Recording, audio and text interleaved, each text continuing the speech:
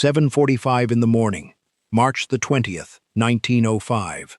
A four-story wooden shoe factory in Brockton, Massachusetts, packed with more than 300 workers who have no idea they are already dying. In about 4 minutes, a machine sitting quietly in the building's basement is going to let go with something close to the force of 660 pounds of dynamite. Not a locomotive boiler, not a steel mill furnace. A stationary heating boiler, 17 feet long, 6 feet across, small enough to park inside a modest living room. How does something that size do that much damage? And how does it happen without a single warning light, a single alarm, one gauge ever creeping toward the danger zone? Somewhere inside a riveted seam on that boiler, a crack has been widening for years, hidden between two overlapping plates of steel, bolted together, the way every boiler of its generation was bolted together. It cannot be seen, not by the man who built it, not by the inspectors who checked it every December and called it sound, not by the chief engineer who has spent 12 years learning every sound this machine makes and does not trust it, even now, standing 5 feet away, watching gauges that say everything is fine. Outside, the morning is cold and gray, the kind of New England March that makes a factory's steam heat feel less like a comfort and more like a lifeline. 300 people are walking through the doors right now, hanging up coats, taking their seats at cutting tables and stitching machines, thinking about nothing more than the workday ahead of them. Everything is fine. The pressure gauge is correct. The water gauge is correct. Every instrument built to warn a man before a boiler kills him is about to say nothing at all. If the water was fine and the pressure was fine, what wasn't? In the next 4 minutes, this boiler is going to tear itself out of its brick housing, punch through 3 floors and a roof, knock over a fully loaded water tower, and turn a wooden shoe factory into a crematorium. 58 people are going to die. One of them won't stop fighting for 3 more weeks before the count is final. 150 more will be dragged out, burned, broken, or both. And the one man in the building who never trusted this machine is standing closer to it than anyone else alive.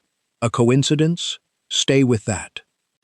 This is the story of how something smaller than a delivery truck became, for 4 minutes on a cold Monday morning, the deadliest industrial machine in the United States. How a hairline crack too small to find turned a shoe factory into a death trap, and after 58 people burned to death, who actually paid for it? We'll get to the naphtha. We'll get to the 4 acres of fire and the boiler that ended up buried in the wall of a house down the street. But we start with the crack, because that crack is the reason any of this happened, and it starts smaller than you'd believe. 58 dead, and every gauge said everything was fine. Start with the size, because size is the first thing that doesn't add up. 17 feet long, 6 feet across. A stationary heating boiler, the kind quietly making steam for radiators in factory basements all over New England. Not a marine boiler, not a locomotive boiler built to survive 100 miles an hour. A backup unit, the spare. It didn't just rupture, it launched. The boiler tore free of its foundation and went straight up, through the first floor, the second, the third, and out through the roof. 3 stories and a ceiling gone through like paper. Then it kept traveling. Investigators tracked its path for several hundred feet through the air before it came down and buried itself in the wall of a house down the block.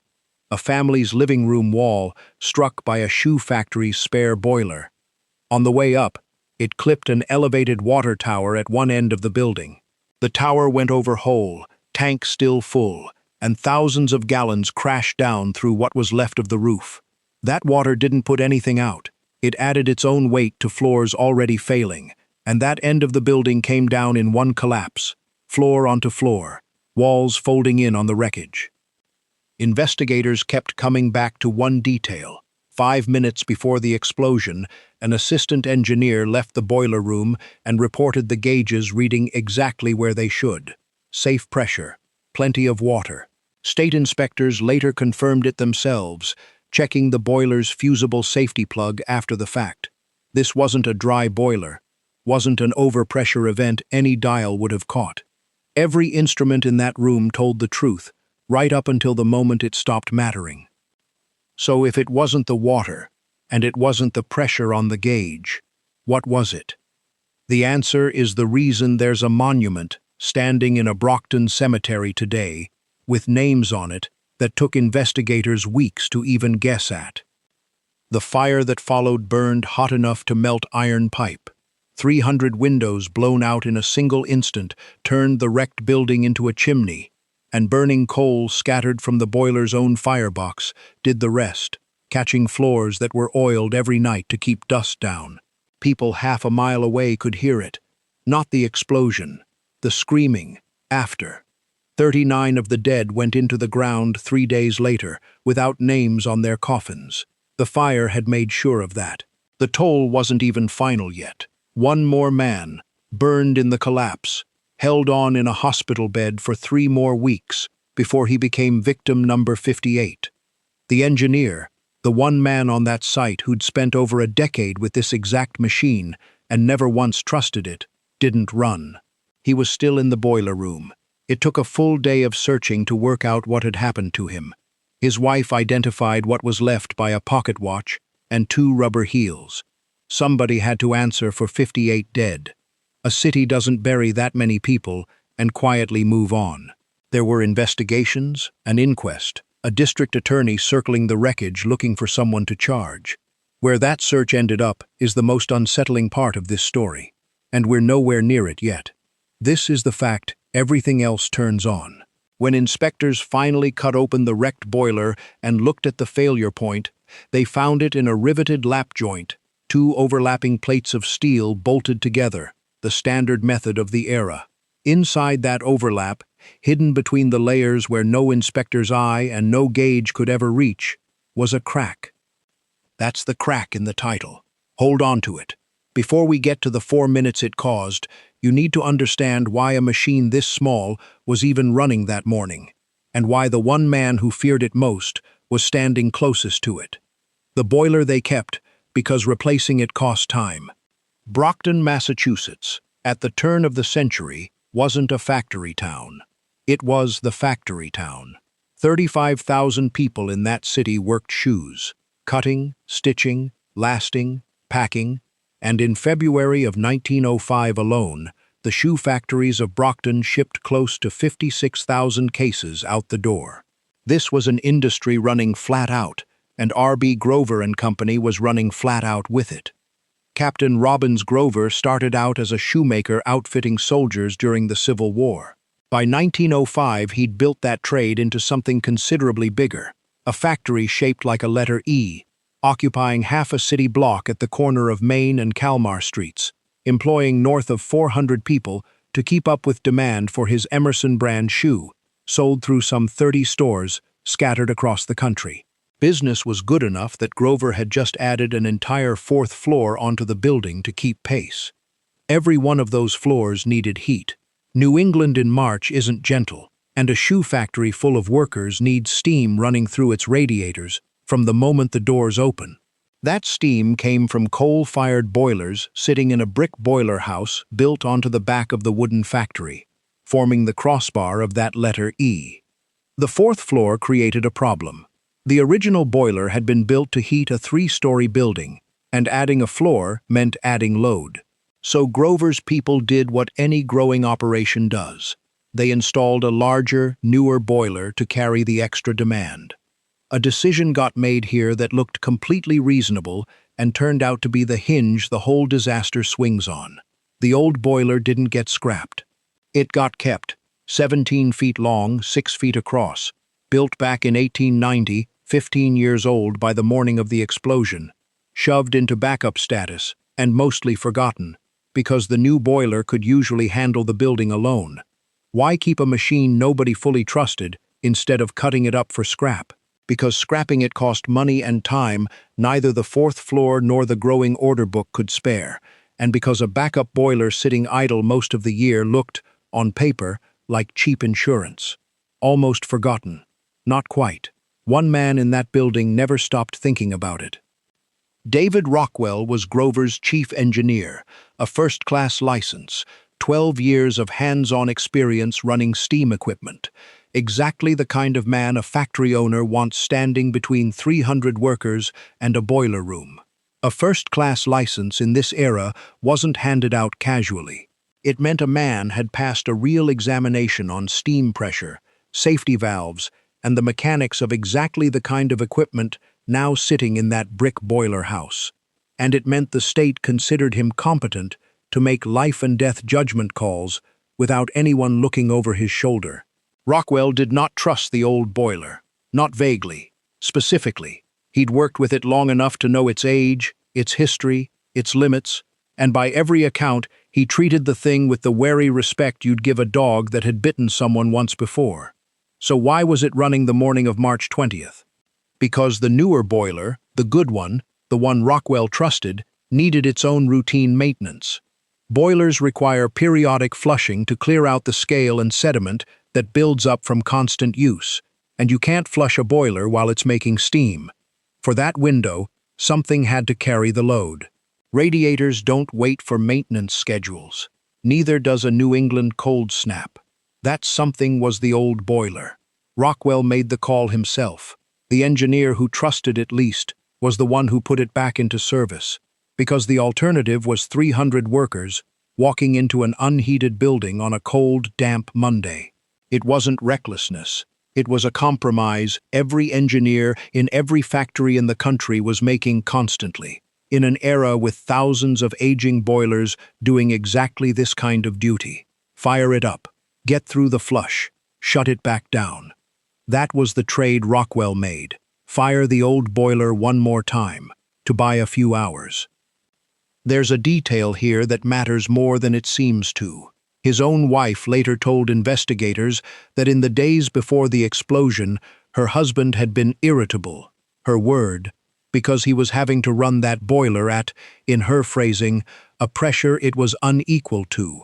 The man closest to the danger had already said, out loud, at home, that this machine was being asked to do more than it could safely handle. He said it to his wife, not to a regulator. In 1905, there wasn't one to say it to, not one with any real teeth. The company later stated, flatly, that pressure levels were a matter between the engineer and the insurance company's inspectors, and that officials didn't concern themselves with it. Nobody was lying. That's simply how thin the chain of accountability ran in an American factory of this era. One tired engineer's judgment, and whatever an insurance inspector happened to catch on his last visit. In practice, that meant there was no government boiler inspector walking through Grover's factory that year. No state agency with authority to order that old boiler scrapped outright. No binding code specifying how many years a riveted pressure vessel could reasonably serve before retirement. The only oversight in the building belonged to a private insurance company, checking in once or twice a year, plus one exhausted engineer's judgment call on any given morning. That was the entire safety net holding up 4 floors of working people, not a weak link.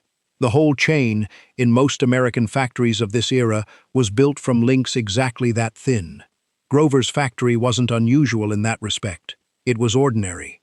Walk into any shoe factory, textile mill, or foundry boiler room in New England that same March, and you'd have found some version of the same arrangement.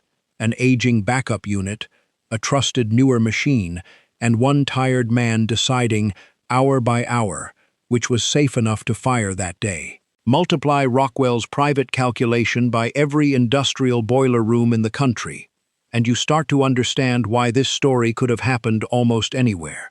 Brockton wasn't singled out. It was simply where the odds came due. The old boiler got lit that cold March morning to make heat for the day shift. None of them knew.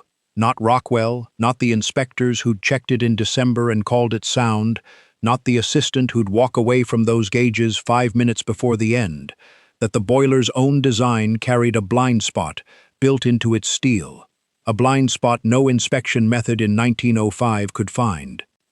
That blind spot is where this story goes next, a crack built to hide from everyone who looked for it. Strip a boiler like this down to what it actually is, and it's brutally simple. A sealed steel shell full of water, sitting over a coal fire. The fire heats the water. The water turns to steam. The steam has nowhere to go except into a network of pipes, and from those pipes into cast iron radiators standing on 4 factory floors, and from those radiators, heat into a building full of hands doing skilled, repetitive work in the middle of a Massachusetts winter. Fire, water, steam, pressure, pipes, radiators, warm hands. That's the whole chain. Every link in it depends on one thing holding: the shell. Building a shell strong enough to survive that kind of pressure in 1890 meant riveting. You couldn't weld steel plate the way you can today. The technology for reliable structural welding didn't exist yet.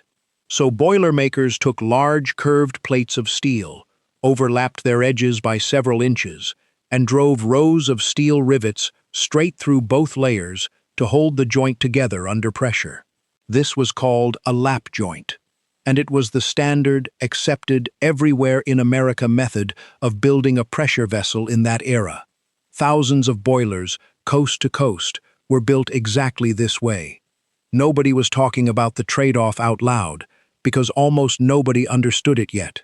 That overlap, those 2 plates riding on top of each other, created a hidden interior surface, a seam sandwiched between steel on one side and steel on the other, invisible to anyone standing outside the boiler with an inspection lamp. Insurance company inspectors in this period were good at their jobs. The Hartford Steam Boiler Inspection Company alone found and flagged thousands of cracks a year across its client boilers, ordering repairs before those cracks became disasters. But their tools worked on exposed surfaces. They could catch a crack forming on the outer face of a plate. They could not see between 2 layers of riveted steel lying flush against each other. Picture what happens over 15 years of service inside that specific joint. Every firing cycle, cold water, then heat, then pressure, then cooling back down again, flexes that overlap by some tiny, invisible fraction. A crack starts at the edge, in the metal trapped between the layers, right where 2 plates rub against each other under load thousands of times a year. It doesn't announce itself. It doesn't show on the outside surface an inspector can actually reach with his eyes and his hammer. It just grows, silently, year after year, underneath the exact place nobody could check. That answers the question from a few minutes ago. Why did the gauges read safe minutes before the explosion? A crack growing inside a lap joint doesn't leak pressure the way a hole would. It doesn't show up as a slow drop on a dial that a careful engineer would catch and shut down for. It holds, and holds, and holds, right up until the remaining sound steel around it can no longer carry the load alone. Then it doesn't fail gradually. It lets go all at once. Engineers who examined the boiler's remains confirmed as much. A crack in a riveted, lap-jointed seam that had clearly been growing for some time before that Monday morning, invisible from outside, undetectable by any pressure or water gauge, because the failure mode itself gave no warning until the steel simply couldn't hold anymore. This wasn't one bad boiler built by one careless shop. Lap-jointed construction was the industry standard. By 1890, roughly 100,000 boilers were in service across the United States. Most of them built this same way, with this same blind spot baked into the steel. Between 1880 and 1890 alone, the country had already logged more than 2,000 boiler explosions. This wasn't rare. It was routine, the way house fires used to be routine before smoke detectors existed. The Grover boiler wasn't an outlier. It was a 15-year-old example of the most common design flaw in American industry, finally reaching the end of what it could silently absorb. Though the mechanism is this: an invisible crack, in a hidden seam, in a type of machine running quietly in factories all over the country that same morning.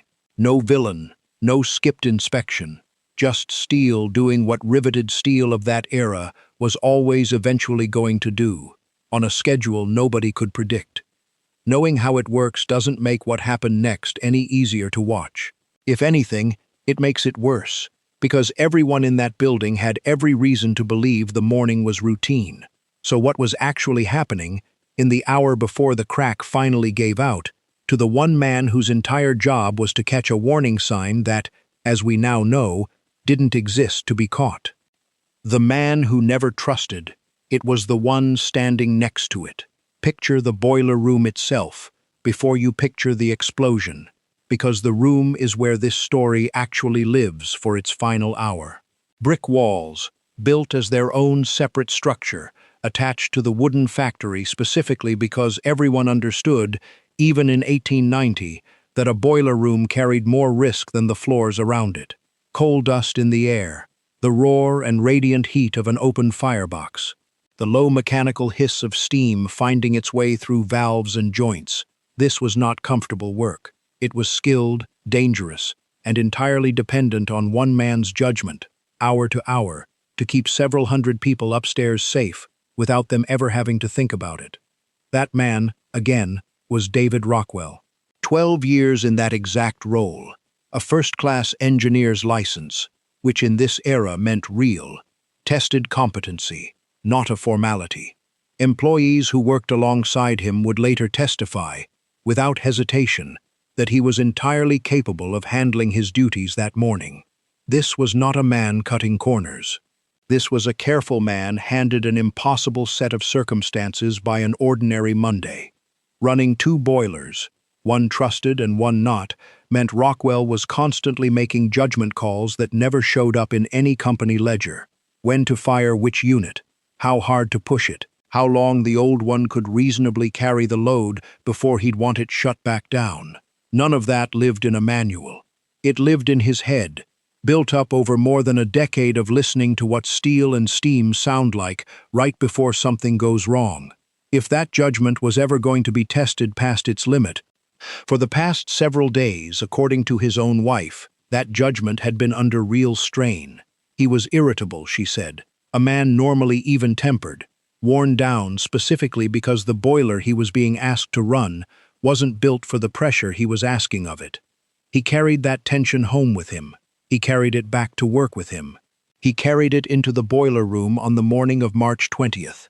We still don't know who's going to answer for what happens next. Keep that question close, because it matters more once the smoke clears. So how does a careful 12-year veteran end up firing the machine he trusts least on the exact morning it fails? Because the alternative wasn't really an alternative.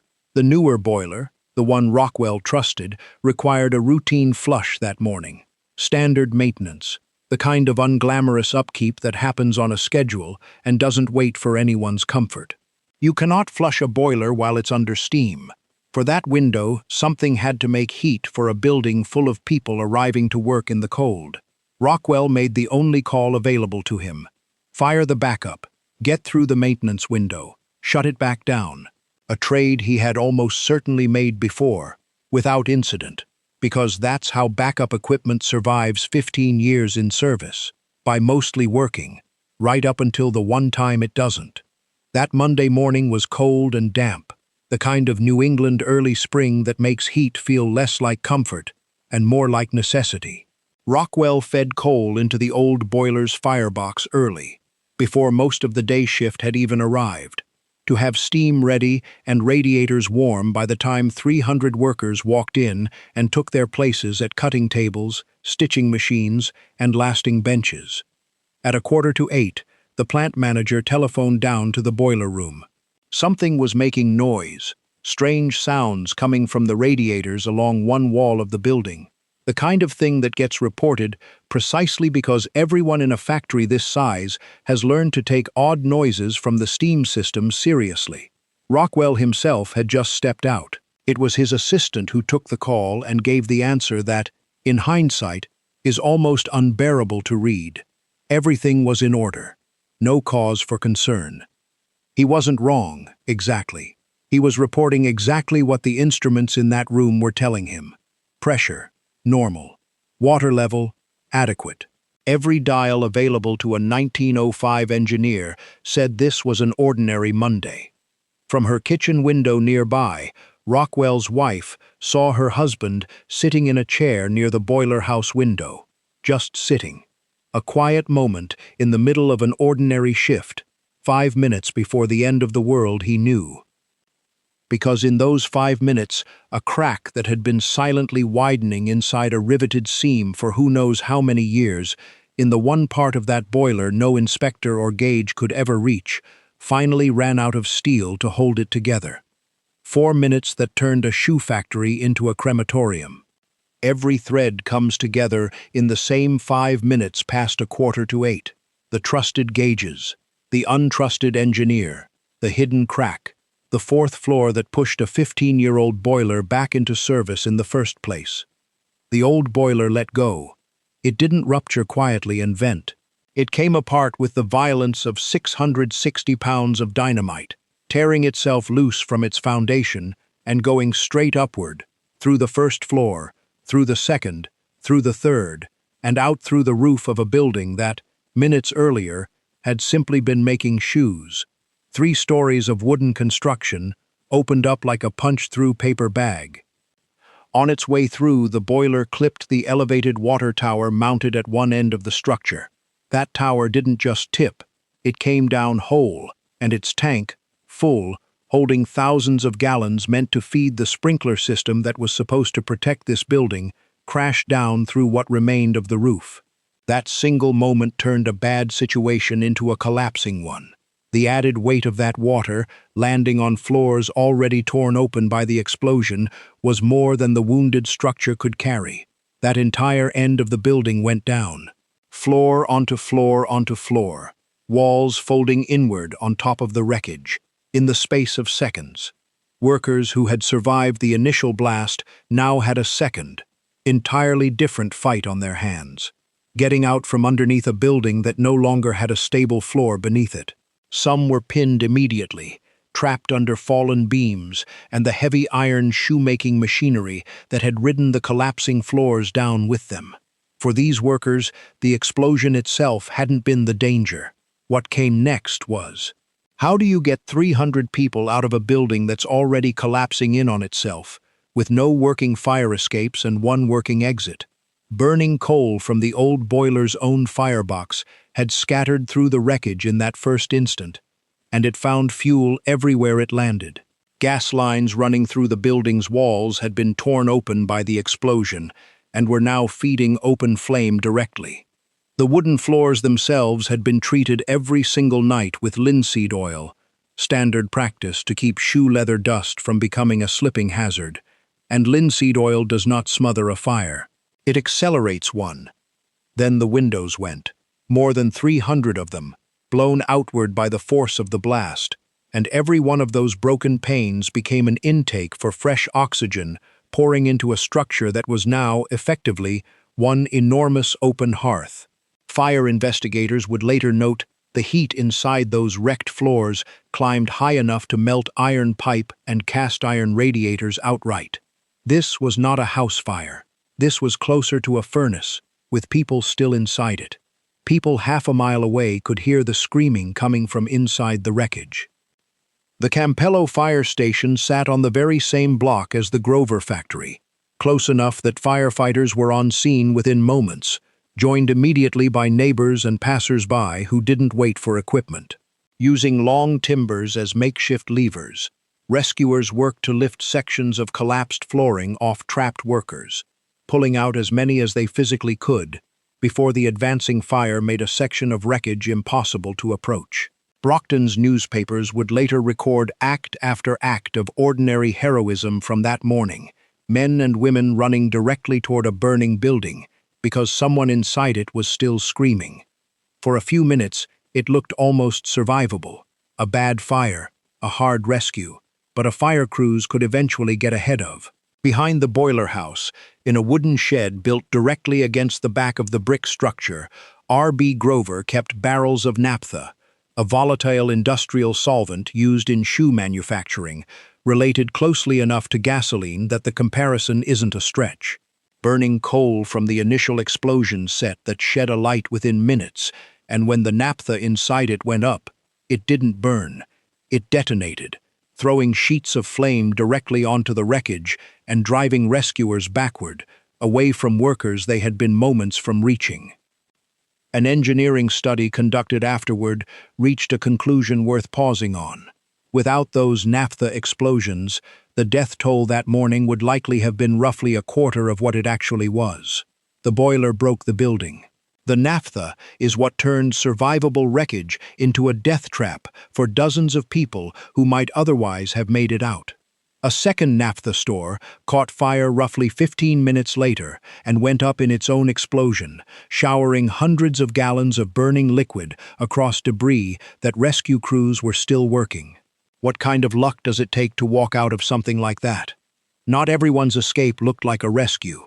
One stitcher working the top floor when the blast hit felt the building disappear from underneath her entirely. The floor she'd been standing on a second earlier simply wasn't there anymore. She dropped with the collapsing structure, stunned, and began crawling through the dark on instinct alone, only to realize a few feet later that she had crawled directly out of the wreckage and onto open ground outside. She never saw the fall coming. She never saw the way out either. She simply survived both, without understanding how. Others weren't given even that much luck. Workers on the lower floors who'd survived the initial blast now had seconds, not minutes, to find a way down and out before the advancing fire sealed off their only paths. Some fire escapes had been torn from the building's exterior by the force of the explosion itself, which meant a number of workers on the upper floors had no stairway left to use at all. They went out the windows instead, 3 and 4 stories up, choosing the fall over the fire, because by that point in the morning there was no longer a version of staying put that ended well. Somewhere between 300 and 400 workers had been inside that factory when the morning began. Roughly 100 walked away, essentially unhurt. 150 more were pulled out injured, burned, crushed, broken, some so dazed by what had happened that one man reportedly wandered off in shock, applied for a job at a different shoe factory across town, worked a full shift there in a daze, and only went home that evening to find his own family already grieving him as dead.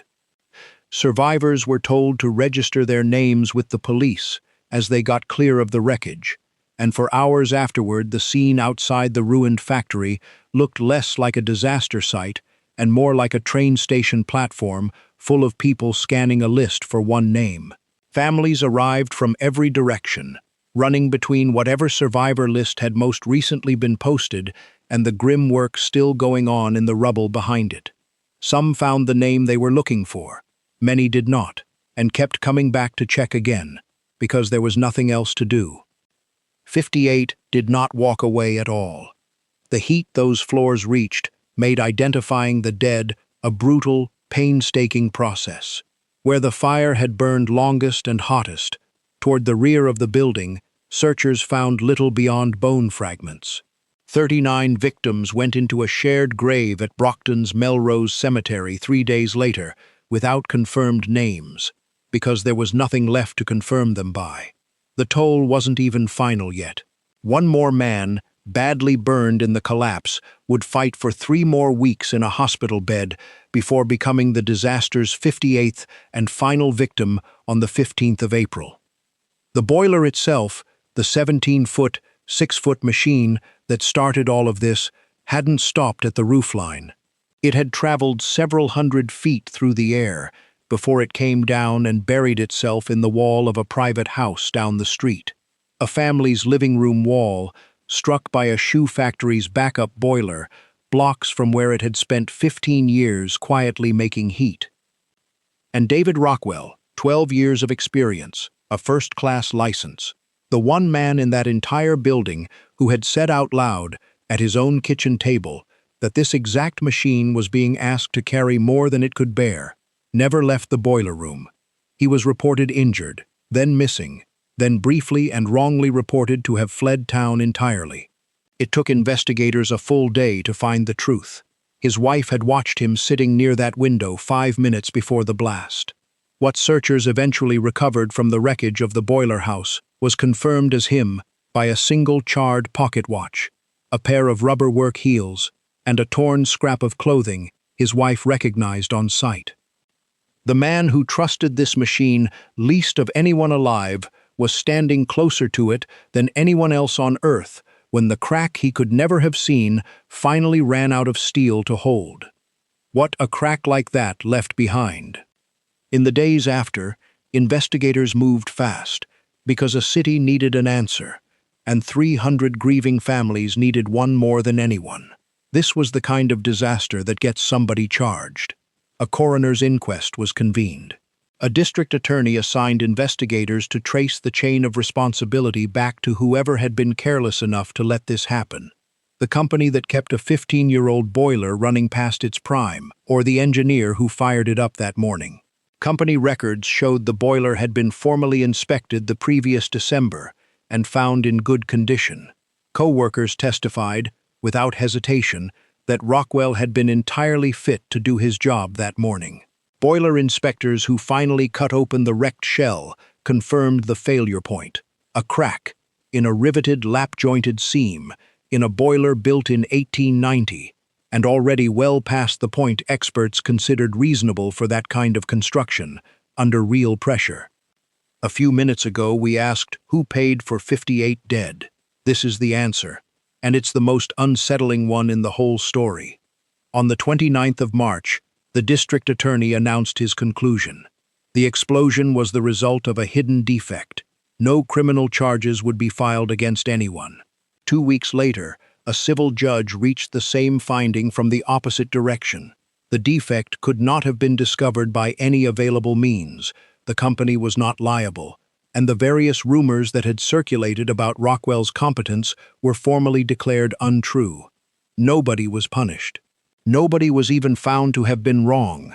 Every person along that chain, the inspectors who checked it in December, the engineer who fired it that morning, the company that kept a 15-year-old boiler in backup service instead of scrapping it, did what a reasonably careful person in their position would have done, and 58 people still burned to death in a shoe factory in Massachusetts. This isn't a story about villainy.